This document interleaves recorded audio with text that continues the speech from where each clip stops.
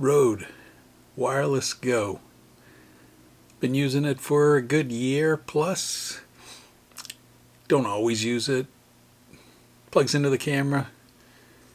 I used to use it a lot with a lav mic just so I wasn't connected to the camera. Makes sense. But a limitation was you could connect one microphone. Then comes along Rode Wireless Go 2. And what do you get? 2 receivers. That means you can mic up 2 people and have the audio recorded all at the same time. So now you have a good setup for a 2-person interview, talk with 1 receiver and 2 transmitters. It just makes sense. One of the interesting things that they did improve the attachment of the dead cat. They improved the dead cat a lot. It locks in place. You're not gonna pull it off like the other one. I never used the dead cat with the other one. Found I mostly used it indoors, not outdoors. The Wireless Go, though, I think I'm going to use it on travel trips where I'm filming in the vehicle and I want 2 of us to be able to talk without yelling in an external mic. I think it's going to work great for that. The other thing that, and I'll just power this up, the screen got a little bit bigger, which means, I don't know if you can see this, but you have, I got to turn on a mic. You basically hold the button down for 3 seconds, you turn on a mic. So this one that I turned on is mic number 1, and I have it at minus 12 decibels. You, with the app, and I shouldn't call it an app, with the software from Rode on a computer, you can change it from the original. You had 3 settings, for decibel levels, low, medium, and high.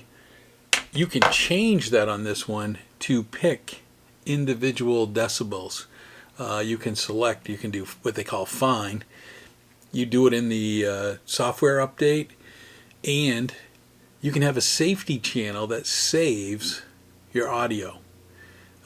So if your audio comes out lousy, you can save it and have a different bit rate.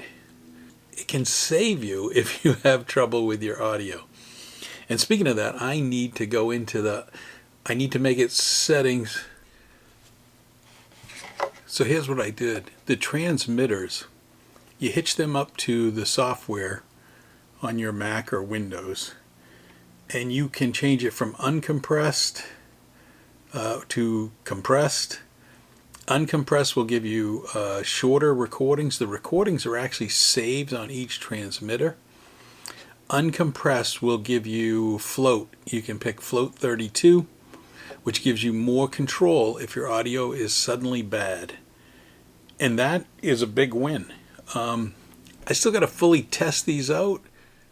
I'm stopping the video. I'm breaking in. I needed to test something out. I was listening to editing my Just Got It and questioning whether I could just use these as a recorder, not hitched to a camera. Could I take Wireless Go 2, take the transmitter, which saves, I just said, it saves the recording, and as long as I have the Wireless Go the receiver on, it shows me whether it's working and at what decibel I put it at. So I went ahead and tested it. I also tested one other thing. So let's first listen to the audio. Not plugged into a camera. Turned both units on. Recorded a quick test. Let's just listen. Okay, I'm doing a test of the Wireless Go I'm just recording without it hitched to a camera. I just want to see if I can take the file right off from the road. Okay, so that is not coming from the camera. That is coming from the saved backup that is on the transmitter. This one, the transmitter. It was a quick test. I plugged it into the Rode software. It showed me that it was the recording number 1. And what happens is under those settings of when you set up this, as I talked about, you can set it up for the decibel levels, backup, all that kind of thing. I set it up for backup and the detail and the decibel level to be more, I'd have more detail in it. There's also at the top this record button. I put the record buttons on because I watched another YouTuber who said, why wouldn't you leave it on? Well, now I get what it does. As soon as you turn on the transmitter, it's recording. It's recording on the unit. Not through the camera. The camera's not recording audio, but it is recording from the time you turn this on till you start speaking, and then when you shut it off. It records the file. Float 32 is an option to export the file from here. So you have to hitch it up to your computer.